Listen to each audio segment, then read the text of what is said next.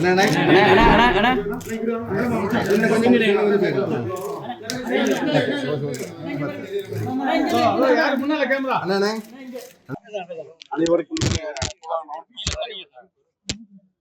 உலகின் மாபெரும் இயக்கங்களில் ஒன்றான அனைத்து இந்திய அண்ணா திராவிட முன்னேற்ற கழகம் இந்த மாபெரும் பேர் இயக்கத்தின் சார்பாக திருச்சி கிழக்கு சட்டமன்ற தொகுதியிலே என்னை வேட்பாளராக அறிமுகப்படுத்தி என்னை வேட்பாளராக்கிய அருமை அண்ணன் புரட்சி தமிழர் அனைத்து இந்திய அண்ணா திராவிட முன்னேற்ற கழகத்தின் பொதுச் செயலாளர் அருமை அண்ணன் எடப்பாடியார் அவர்களுக்கு இந்த அருமையான நன்னாளில் பத்திரிகையாளர்கள் சார்பாக அவர்களது பொற்பாதங்கள் பணிந்து எனது மனமார்ந்த நன்றிகளை முதற்கண் தெரிவித்துக் கொள்ள கடமைப்பட்டிருக்கின்றேன்.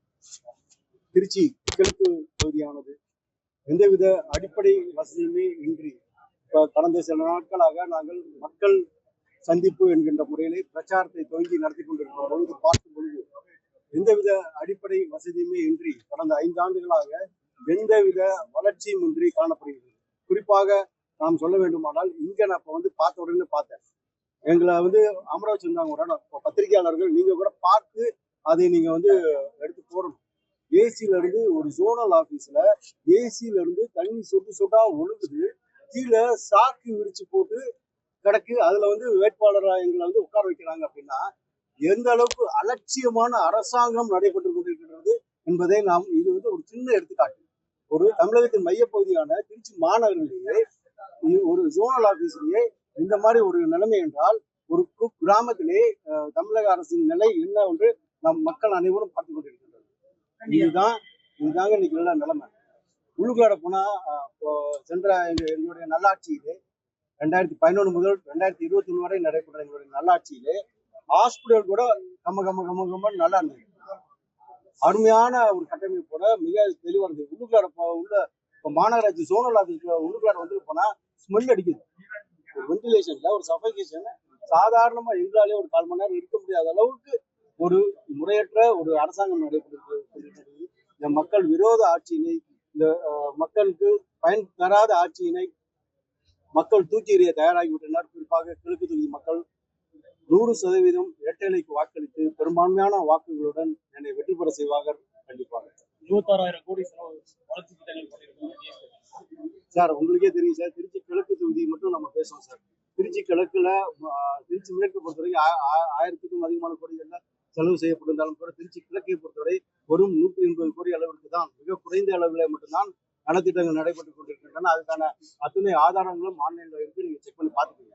ஒண்ணுமே ஒரு சட்டமன்ற உறுப்பினர் தன்னுடைய மக்களுக்கு தேவையானவற்றை பெற்றுக் கொடுப்பதில் முதன்மையானவராக இருக்க வேண்டும். ஆனால் நம்முடைய இப்பொழுது இருக்கின்ற சட்டமன்ற உறுப்பினர் அதையெல்லாம் புறந்தள்ளி விட்டு மக்களுக்கான எந்த விதமான அடிப்படை வசதியும் சட்டசபையிலே கேட்டு பெறவில்லை. என்ன காரணம்னா உங்க எல்லாத்துக்குமே தெரியும், அத்தனை பத்திரிகைகளும் ஏற்கனவே வந்த விஷயம்தான். இப்ப நான் உங்ககிட்ட போயிடுறேன். அவர் அந்த கட்சியில இருக்கலாமா வேண்டாமா அப்படின்னு சொல்லிட்டு ஒரு முறை அவர் கட்சியை விட்டு வெளியே போறேன்னு பத்திரிகையில நீங்க எல்லாமே செய்தி போட்டிருந்தீங்க.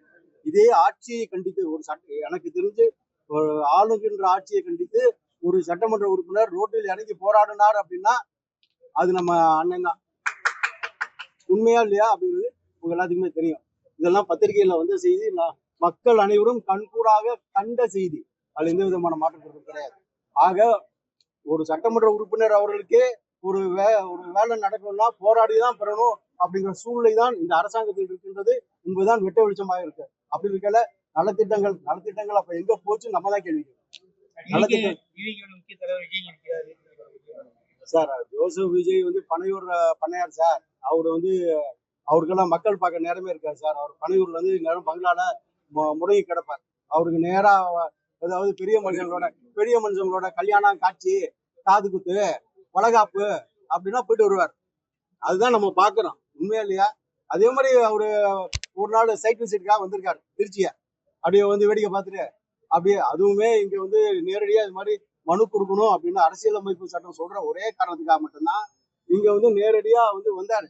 இல்லைன்னா அது கூட வந்துருக்க மாட்டாரு. ஆன்லைன்லயே அப்ளை பண்ணிட்டு அப்படியே பணியூர்லயே இருந்துட்டு மக்களை பார்க்காமலே நம்ம வாக்கு வாங்கி ஜெயிச்சாலும் நினைக்கிறாரு சார். அதாவது மக்கள் ரொம்ப தெளிவா இருக்காங்க சார்.